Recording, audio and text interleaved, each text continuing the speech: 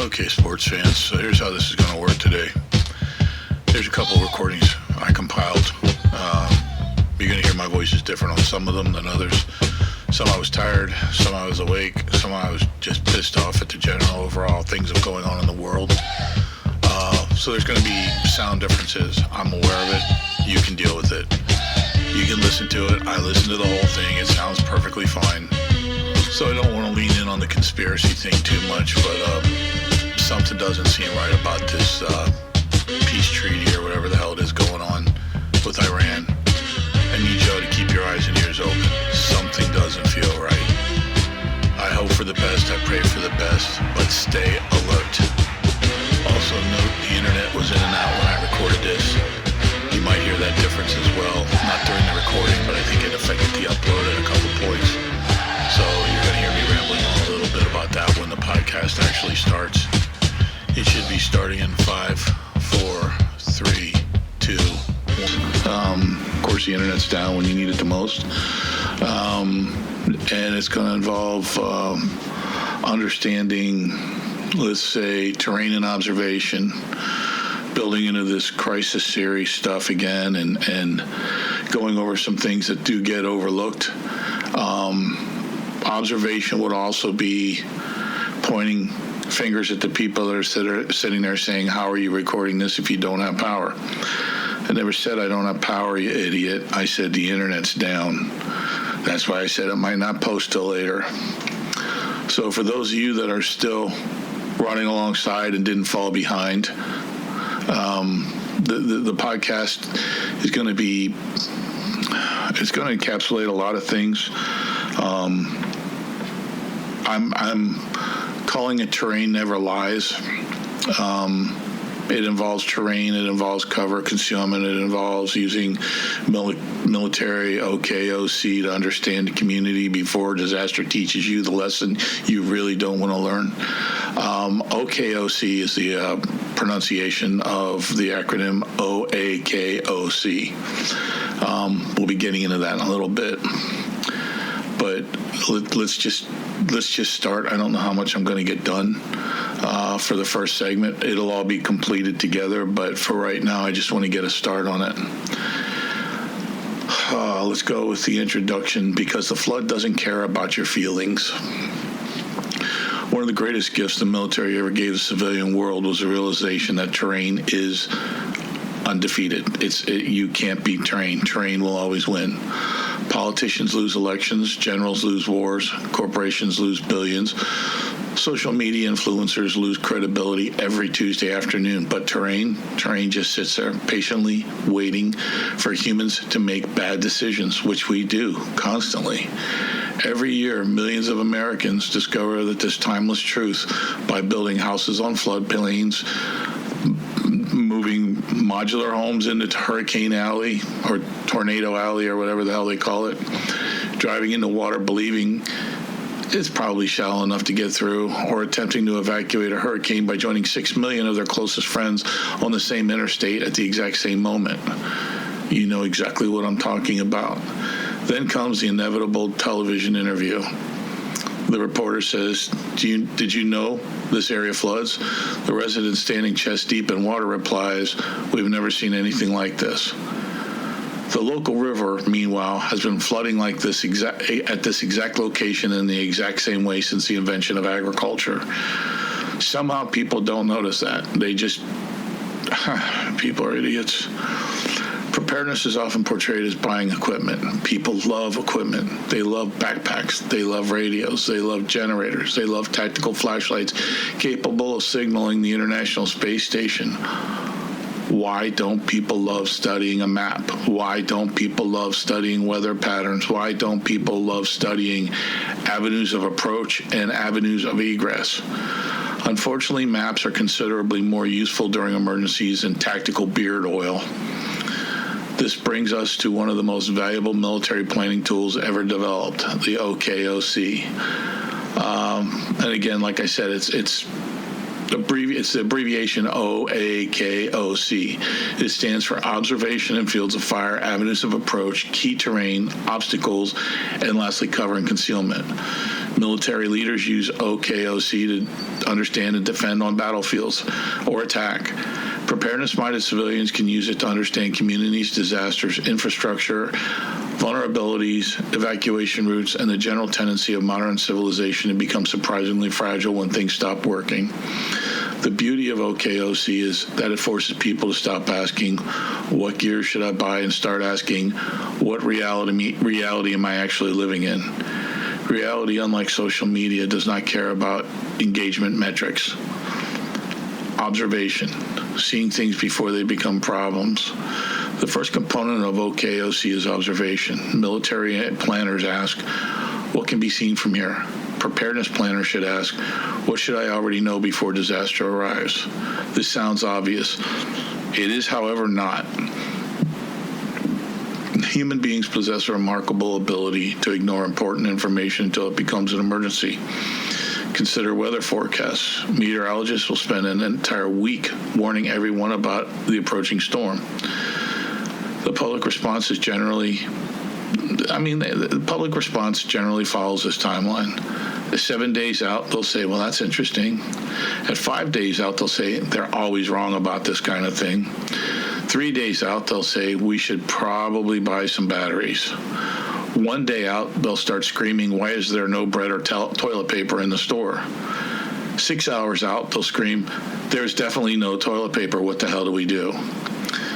Civilization's relationship with toilet paper remains one of the great mysteries of emergency management. Observation means developing awareness before the crisis. Questions include, where are the local flood zones? Which roads routinely flood during storms? Heavy storms, I should say. Which neighborhoods lose power first? Where are emergency shelters located? Which gas stations tend to remain operational? These answers exist long before emergencies begin. Most people simply never bother finding them. Prepared individuals become amateur intelligence analysts, not because they are paranoid, because information is lighter than supplies. A person who knows where the flood water will go often needs far less equipment than someone who learns the answer experimentally. The goal is not fear. The goal is eliminating surprises. Disasters are stressful enough without discovering that your primary evacuation route turns into Lake Michigan every time it rains for 3 consecutive hours. I can tell you running fire rescue. I had one situation we were on. I think I mentioned it before. If not, I'm mentioning it again. I don't care. We got called out. We did have a flash flood. There was a lot of rain. It came down buckets for about an hour and a half, 2 hours. It just came down like nobody's business. And of course, the community I live in hasn't cleaned flood drains for probably, I don't know, since Jesus walked the earth. And all the storm drains flooded, all the alleys flooded, and we were told that there was a car stuck in an alley. Driver panicking, hyperventilating, carrying on, thinking they're going to die, and the water was rising. So I drove to the scene and met the equipment there, met the department there, and it turned out that we had a gentleman who I will tell you right now was not wearing a man's clothing. You let your mind connect the dots on that one. And he was screaming in his car for help, and of course the water was barely up to his door. Because of company policy, fire department policy, we had to put on river rescue equipment, which includes life jackets and this and that and everything else, to walk in there, open the gentleman's door for him. Well, I use that term gentleman very loosely, and carry him out of the flooded alley, which he enjoyed a lot more than he should have. We got him on dry land, and of course he wanted to hug everybody involved and yada yada. And I mean, I don't know. But what I'm getting at is this dude should have looked out and seen the alley was flooded and just gone out onto the main street like normal people would. I think he might have been trying to get to the Speedway gas station across the alley. I don't know. But I would have looked out and seen the alley was flooded or approached the flood area of the alley, and I would not have proceeded on because I wouldn't have known how deep it was. And I've lived there a good part of my life. But this just goes to show that common sense is not common. And we had to run out a whole fire department to come rescue this individual because this individual was panicking when water got up to his door. He was probably driving too fast. He got up into the engine compartment, shut his engine off, flooded out his engine, and he didn't know what to do and dialed 911 rather than saying, I should probably get out and walk because the water's not even up to my door. So let's just say common sense isn't that common. Start studying your terrain. Like we talked about, this is about terrain and observation. And don't just go running out into a disaster. He should have planned ahead. He should have known it was raining like crazy. If he didn't know the alley was flooding, he shouldn't have entered the flooded alley. See where I'm going with this, right? A lot of common sense. More to follow. I'm going to have to stop it right here. I will start again as soon as time permits. Moving on. Avenues of approach, or why everyone leaves through the same door. Military planners spend an enormous amount of effort studying movement. Avenues of approach, or why everyone leaves through the same door. Military planners spend an enormous amount of effort studying movement. How will friendly forces move? How will opposing forces move? Where are the checkpoints? Where are the choke points? Where are the bottlenecks? Preparedness-minded civilians should ask exactly the same questions. Every community has natural movement corridors, roads, bridges, rail lines, mountain passes, and river crossings. Unfortunately, these routes were also where everyone else intends to travel. Human beings exhibit extraordinary individuality right up until the emergency occurs. Then suddenly everyone develops identical plans. A hurricane approaches. Millions decide we should leave. A reasonable thought. Unfortunately, millions also decide we should leave all at the same time using the same road. Traffic engineers refer to this as congestion. Preppers refer to this as Tuesday. Avenues of approach help identify primary evacuation routes, alternate routes, local bottlenecks, potential fuel shortages, areas likely to become gridlocked. The military uses contingency planning because things rarely proceed according to plan. Civilian preparedness often operates under a more optimistic doctrine, the doctrine of nothing will go wrong. History continues to oppose this theory. If your evacuation plan requires one specific bridge, one specific highway, and one specific gas station, then you do not possess a plan. You simply possess a wish. Wishes are not recognized by emergency management professionals as a reliable transportation strategy, for the record. Key terrain, the places that matter more than everything around them. Key terrain is any location that provides a significant advantage to whoever controls it. Military examples include high ground, river crossing, transportation hubs. There are civilian examples everywhere. Consider electrical substations, water treatment facilities, major intersections, hospitals, fuel terminals, and distribution centers. Most communities have several locations that quietly support everyday life. People rarely notice them until they fail. Then everyone notices them simultaneously, like lemmings. A functioning water treatment plant may be the single most important piece of infrastructure in a county, yet many residents could not identify its location if you offered free pizza. This is not criticism. It is simply evidence that modern civilization works so well people forget how it works. Preparedness requires identifying crucial terrain before emergencies reveal it for you. Because discovering critical infrastructure during a crisis is somewhat like discovering the location of your fire extinguisher long after the kitchen is caught on fire and burned down. Technically, it's possible, but it's really not ideal. Conclusion of Part 1. OKOC teaches a simple lesson. Preparedness is not primarily about equipment. It is about understanding the environment. The individual who knows the terrain often outperforms the individual with expensive gear but poor situational awareness. Let's do that one again.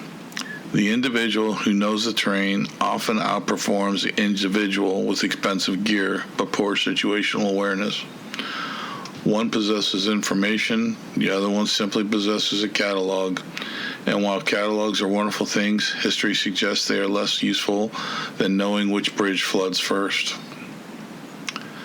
Using OKOC, God, I'm tired, I'm sorry. OKOC to understand your community before disaster teaches you the lesson. Part 2, Obstacles, reality's way of saying not today. Military planners obsess over obstacles, rivers, swamps, minefields, destroyed bridges, steep terrain. Civilian planners should be equally obsessed, although preferably with fewer minefields. That was a joke.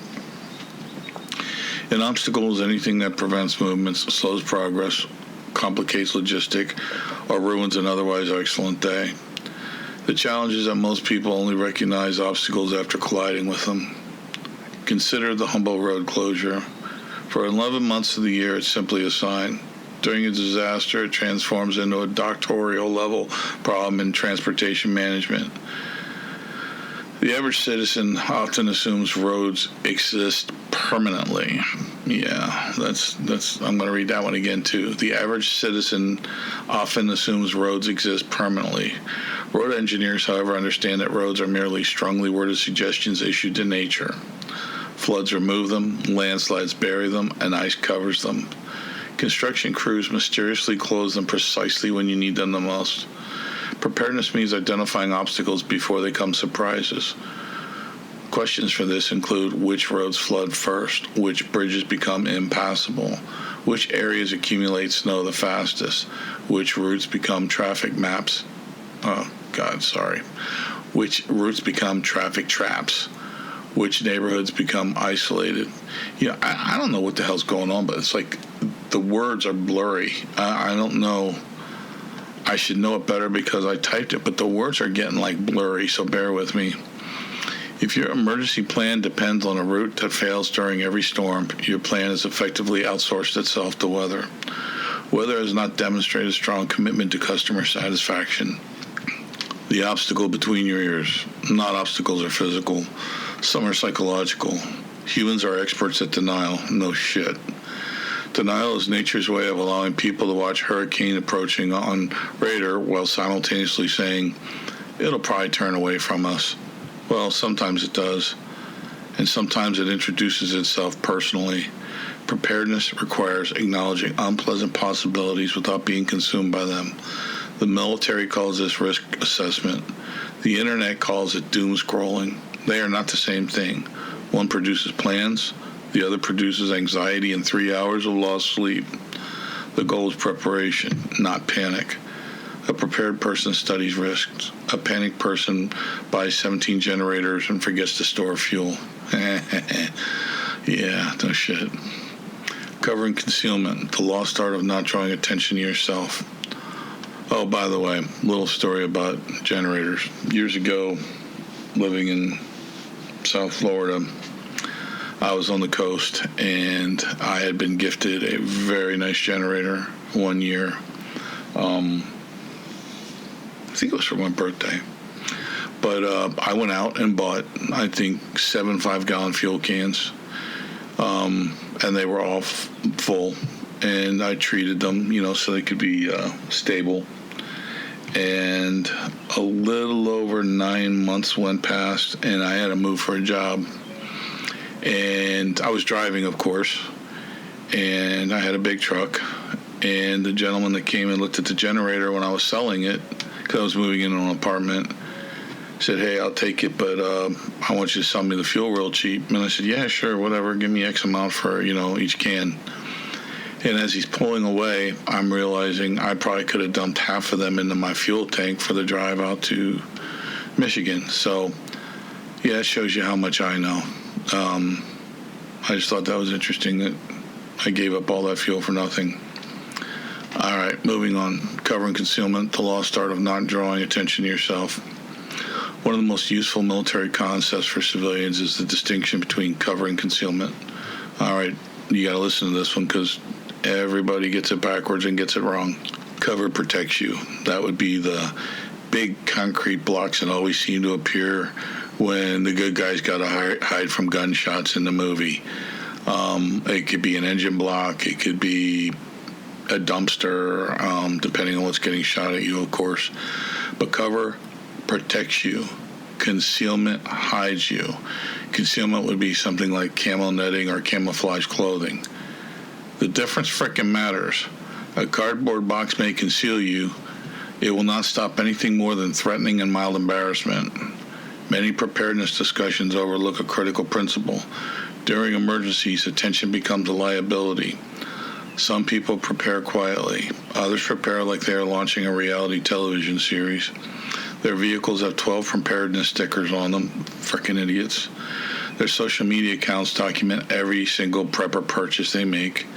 Their neighbors now know precisely how much food they store. This is a fascinating strategy, but not necessarily a good one. Again, my philosophy, I've told you before, and I'll tell you again, what's yours is yours until I want it to be mine. The only decision that needs to be made on your part is if you're going to be walking, limping, or carried away in a body bag. Do not advertise what you're doing. And this ties in directly because it's kind of like a form of concealment. I wouldn't say it's cover necessarily. Technically, there's going to be some asshole out there who wants to argue this with me, but it's a form of concealment. You're leaving yourself wide open, talking about, well, I've got a generator and I've got 3 months of food and 12 AR-15s. Nobody needs to know that. You barely need to know it because you obviously don't know what the hell you're doing. Preparedness works best when accompanied by discretion. The goal is resilience, not publicity. During a prolonged disruption, the individual quietly managing resources often experiences and encounters fewer complications than the individual broadcasting inventory reports to the entire neighborhood. Yes, it would be incredibly satisfying if your neighbors have been looking at you like a lunatic because you keep to yourself and don't go to public outings and street parties or block parties or whatever the hell they call them, and you just keep to yourself.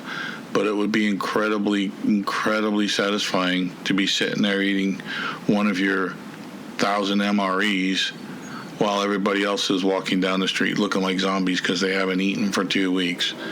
Yes, I get that, but you don't need to, first of all, you don't need to rub it in. Second of all, it's being very unchristian of you.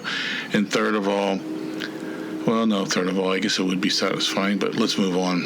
Infrastructure, civilians' invisible skeleton. Most people think of infrastructure as being boring. This opinion usually lasts until infrastructure stops functioning. Then it becomes the most interesting topic in existence. Electricity, water, fuel, communications, transportation, and let's not forget for Gen Z, internet. These systems quietly support the modern life. Because they work so well, people rarely think about them. This is similar to oxygen. You tend not to notice it until something goes wrong. Think about that one. Preparedness-minded individuals should understand where power enters the community, where the water comes from, where fuel arrives from, which transportation corridors support local commerce, and which facilities are single points of failure. Now, for those of you that are chewing on crayons and, licking mirrors and windows, when it says transportation corridors that support local commerce, that means where are the grocery stores getting supplies from? Where are the big box stores getting supplies from? Are they coming on train? Are they coming by truck? And what routes do they take? Where was I? Civilization is remarkably robust. It is also surprisingly dependent on a relatively small number of critical systems. Remove enough of those systems and modern convenience begins retreating faster than common sense at Black Friday sale. Let's move on. The Great Toilet Paper Campaign. No preparedness discussion is complete without examining one of humanity's finest moments, the Great Toilet Paper Campaign. Future historians will spend decades attempting to understand why millions of people concluded that the appropriate response to uncertainty involved purchasing industrial quantities of bathroom supplies. Generals study logistics. Supply officers manage inventories. Economists model markets. None successfully predicted the tactical significance of toilet paper. The lesson, however, is valuable. People do not panic logically. They panic emotionally. This means shortages often occur in unexpected places. Preparedness requires human behavior as much as environmental hazards. If everyone suddenly wants the same item, availability disappears. The best time to acquire necessities is before they become fashionable. Emergency shopping is often similar to trying to buy a snow shovel during a blizzard. Technically possible, but not strategically sound. Now think about this. Those of you older forest ninjas know what I'm going to be talking about here. The younger ones, just put down your Xbox controller and listen. I'm sorry, I guess PlayStation's a thing. I don't know. I don't give a shit. I don't play video games. 30 years ago, if you would have told someone that national panic was going to ensue and the first thing to disappear from store shelves was going to be toilet paper, none of us would have believed you. Well, COVID hit. What was the first thing to go? Toilet paper. Second thing to go, bottled water. Learn the lesson. Community intelligence, the resource no one wants to build or talk about. Many preparedness enthusiasts focus on self-reliance. Self-reliance is admirable. Complete isolation is less impressive. Humans succeed because they cooperate. Military units cooperate as teams. Communities survive because people help one another. One neighbor owns a generator. Another one understands plumbing. Someone else has medical training. Someone knows how to operate heavy equipment. Someone knows how to operate communications. Together, these skills create resilience. Separately, they create fascinating opportunities for confusion. Community preparedness is often less glamorous than gear acquisition. It requires conversations, relationships, and trust. These activities are significantly harder than purchasing equipment online.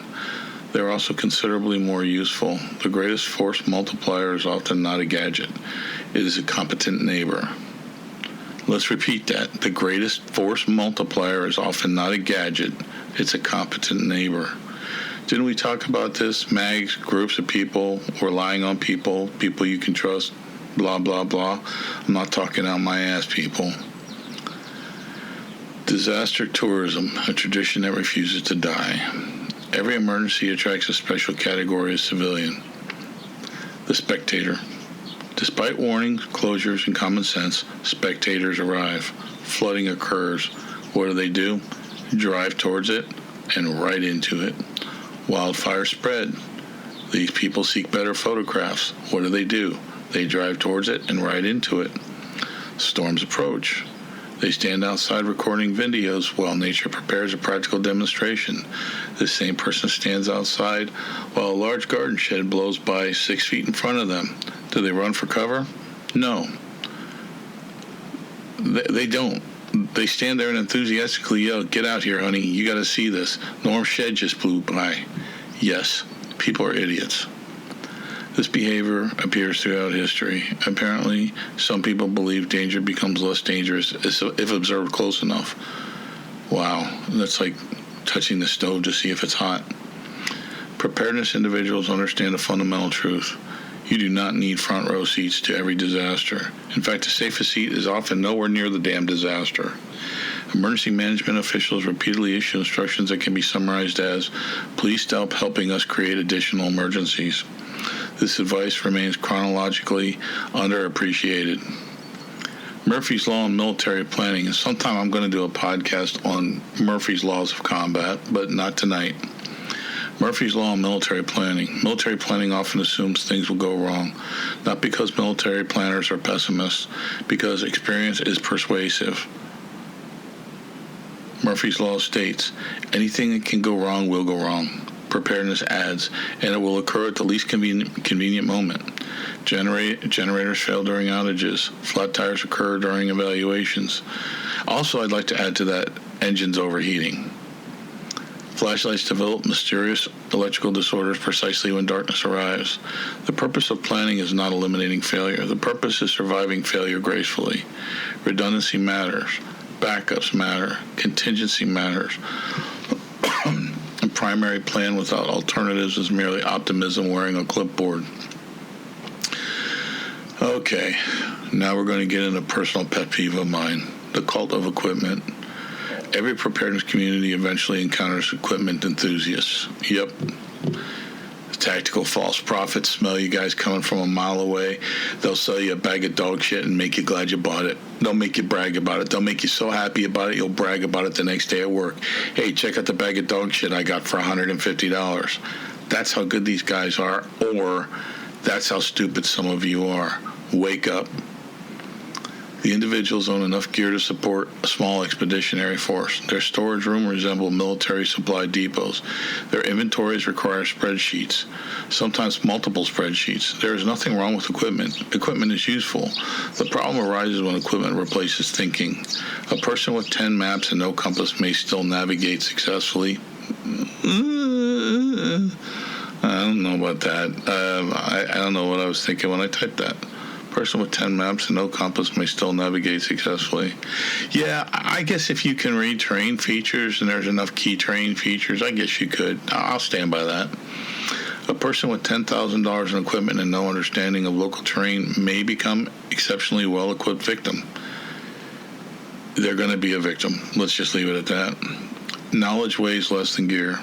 It also travels better.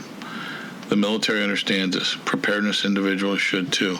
Now, I'm going to tell you, I bang on people that just buy a shit ton of gear.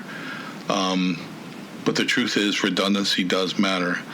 But when I say redundancy, I'm not talking about, getting like 14 rifles. What I'm talking about is more than one flashlight, more than one lighter, cigarette lighter, more than one box of matches, more than one pack of spare batteries. Another one that's kind of hypocritical of me to say it, but I do think you should have 2 radios for each person. I'm going to tell you something. Electronics in the field is going to be the first thing to break. I don't care if it's the Pro Point, red dot, green dot, laser pointer, whatever you have on the rifle. If it takes batteries, that's electronics. If it's a flashlight, that's electronics. If it is a radio, that's electronics. I do believe in redundancy in a situation like that. I don't necessarily believe in that kind of redundancy in an EDC pack, but at the very least in a get home, a 3-day bag, absolutely you should have redundancy of crucial systems, which would mean, you got a water filter plus you have water treatment tablets. Definitely more than one cigarette lighter plus matches. And again, if you want to be one of them lunatics with a ferro rod to start your fire, if you need to start a fire, God bless you, go for it. But you're going to burn more calories trying to start the fire than you're going to obtain by eating the MRE you brought along. You have no idea how hard it can be to start a fire with a ferro rod if the wood is wet. So, and I'm going to tell you something. We were talking about Murphy's Law. It is Murphy's Law. If you're in a survival situation, a get-home situation, and you're crossing semi-rough terrain, I can guarantee you the wood you're going to try to use for firewood is going to be wet. So we can talk about that some more. I think we did discuss it, but we'll discuss it again because people are just too damn lazy to go back and listen to previous podcasts. Plus, it's good to, reinforce what you've already said. So we'll go back over that as well. But this is what I'm talking about. Well-equipped people are not carrying a lot of equipment. They're carrying the equipment they need plus redundancy. That's all I'm getting at. When we refer to well-equipped people, this is kind of making fun of people being well-equipped with, satellite communications rigs and hovercrafts and everything else. When I talk about well-equipped, I'm talking about, you got more than one lighter. You got more than one can opener. You got at least more than one radio battery. You should have 2 radios, a good one and a cheap one, probably, whatever.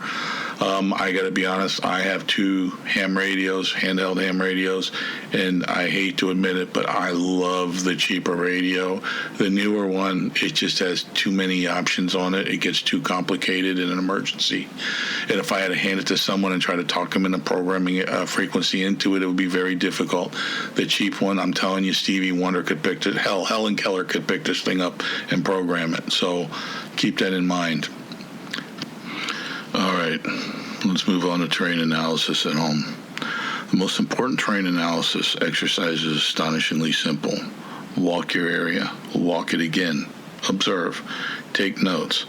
Now, when I say walk your area, I don't necessarily mean go out, walk around your yard and come back in. I mean, if you're looking at like a primary evacuation route and a secondary evacuation route, go drive out a little bit to where you stop remembering the names on the mailboxes or whatever, maybe where you start seeing more trees and houses, and go walk around. Try to get to higher ground and look around. Identify your flood zones, your alternate routes. Like you might have an alternate and a sub-alternate route, which I do. Identify the water sources, but also identify where water's going to flood and cut you off if it's a flooding situation. This isn't hard to do. I'm telling you, it's more common sense than anything. You don't need to go to college for this. Identify your critical infrastructure. How close is, say, an electrical substation to, a chemical plant or something, where if there's an explosion, it could shut it down, so you can be ready for that. You got to identify the choke points, because your egress routes, which means your exit routes, should not involve potential choke points. And if there's no option, if there's nothing else, if your back is up to a stone wall 100 miles high, and you can only go one way to get out of there, then you're just going to have to accept and adopt a plan where you leave at the first sign of trouble. You cannot sit there and wait and see if the situation works itself out. Most people know their own neighborhood. Most people know that, you're going to get multiple warnings before it turns to shit. And unfortunately, news tends to over-exaggerate warnings to where people become numb to them. They're saying, the hurricane's coming, and, they barely get any rain. Or there's going to be gusting winds up to 60 miles an hour, and the wind doesn't blow strong enough to, move your hair. People become numb to these warnings. If you're in a situation where you don't have multiple avenues of egress, you need to not become numb to it and just understand you're going to have to be that guy that always runs at the sign of trouble. It's acceptable in this situation. Your car should be loaded and you should be ready to go at a moment's notice. Do not wait until you hear the car doors and the trunk slamming outside because everyone else is leaving. You have to get out before them, because if you don't, you are going to get stuck in a bottleneck choke point. Like I said, most people know their neighborhood, but few actually understand it. There is a difference. There's a huge difference. Understanding requires deliberate observation. Knowledge gained during calm condition often becomes totally invaluable during chaos. Your after-action review. One of the military's greatest contributions to learning is the after-action review. I can tell you, when we were in, we would practice things so many times, and you would be so dick in the dirt tired when you were done. We would practice every kind of thing where we were going to be, attacking, or what's the proper term? Sweep and clear. But what I'm getting at is no matter how tired we would be when we were done, no matter how many times we ran it, we would always have an after-action review. And I hated it, because I just wanted to get in the shower, I just wanted to get in the rack, or I just wanted to get out drinking. The truth of the matter is, looking back at it, we learned more in the after-action review than we actually did in the original training cycles and the original training and the battle plans and everything. The after-action review was more important than anything else, because we identified weak spots, the high points, the low points, what could be improved upon, and what we need to do away with. The concept is beautifully simple. What happened? What went well? What went poorly? What should change? Civilian preparedness rarely embraces this process. A storm occurs, power fails, lessons emerge. Then everyone immediately forgets them. Months later, the exact same mistakes reappear. The after-action review prevents this cycle. You might see it listed as an AAR. It's the same thing. Every outage, every storm, every exercise, every evacuation all provide data, no matter how many times you've run this. Prepared individuals treat experience as education. Others treat experience as entertainment. Only one group improves, and usually in true critical situations, only one group's going to survive. Conclusion. Terrain never lies. Technology changes. Politics change. Economics change. Social media tends to change every 14 or 15 minutes. Terrain remains stubbornly consistent. The river still floods. The bridge still remains critical. The hill still dominates observation. The bottleneck still restricts movement. The obstacle still obstructs. OKOC endures because it focuses on reality. Reality may be inconvenient. Reality may be frustrating. Reality occasionally arrives with floodwater, ice storms, or 40-mile-an-hour winds, but reality is available for study. The prepared citizen is not necessarily the person with the most equipment. Rarely is the prepared citizen the person with the most equipment, nor the loudest options or opinions, nor the largest collection of tactical accessories. The prepared citizen is a person who understands the environment, who observes, who plans, who learns, and who adapts, and also who recognizes terrain has been teaching the same lessons for thousands of years, and who understands that while gadgets are temporary, batteries are consumable, and internet. Oh my God, I'm horrible today. I will apologize again. Let's do that last one again because it sounded really good in my head when I did it. And the person who understands that while gadgets are temporary, batteries are consumable, and internet advice is occasionally questionable, the map is still there, waiting patiently, trying once again to explain that the river floods exactly where the river has always flooded. The river, unlike human beings, is remarkably consistent, and that may be the most valuable preparedness lesson of all. And again, I apologize. I haven't slept much. It's been a shitty couple of days again. But I wanted to get this one out because we are coming up on the hurricane season, which I'm planning on doing a really good podcast on hurricanes and hurricane preparedness because I come from Hurricane Central, the state of Florida, the happiest, windiest, sandiest, Florida-manest place on earth. The only things that are constant in Florida are hurricanes, alligators, and beaches. So we will be going over that. I'm not sure when we're going to drop that podcast, but it's coming up. I've already started going over notes and articles and history, and I think we'll have something pretty solid on hurricane preparedness. So today we're going to end doing something the far left is incapable of doing. We're going to laugh at ourselves. Let's be honest. If a far left blue-haired libtards slipped and made a joke about themselves, they would need to have an intervention, some sort of petition, and at some point call the suicide hotline to tuck themselves in off the ledge. To the libtards, yes, I know and realize that you probably knew or know someone that killed themselves. Well, I guess it would definitely be knew someone that killed themselves, probably jumping off a ledge or a building or somewhere high enough, I don't know. Freaking cry me a river. It's what you're all good at. First joke. Prepper bought enough canned food to survive 30 years. The expiration dates were the most optimistic thing in the bunker. Boom, boom. The prepper's idea of living in the moment is rotating the emergency water supply. The prepper spent 20 years preparing food for the end of civilization. Civilization, however, spent 20 years refusing to cooperate. The conservative bought a truck large enough to survive any crisis. Unfortunately, the crisis turned out to be gas prices. The prepper's bunker was completely self-sufficient and set up for 30 years with a 6-inch steel door to protect it all and a pick-proof lock. Unfortunately, the prepper lost the only key to the door. The conservative's retirement plan and the prepper's apocalypse plan had a surprisingly amount of things in common. Both assumed everyone else would eventually become irresponsible. A conservative was asked whether he feared the future. He said no, and then he spent 3 hours calmly explaining why. A far-left activist was asked if they feared the future. Their first action before replying was having a LGBTQ blah blah blah choir come in and sing a 27-verse song about solidarity, and then went on for 2 hours screaming why taxpayers should have to pay for their doomsday bunker. No real answer was ever given.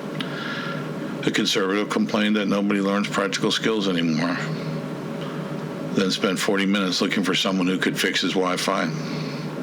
Lastly, the prepper supplies outlived 3 refrigerators, 2 cars, and 1 marriage. That's right. The canned beans were more loyal than his wife. The beans remained loyal. All right, y'all. Not sure what the next one's going to be on. I could use some more recommendations if you guys have them. They're really trickling off right now. So if you got something you want to learn about or talk about or discuss or hear me ramble on about, send it to me. SasquatchPrepper95@gmail.com.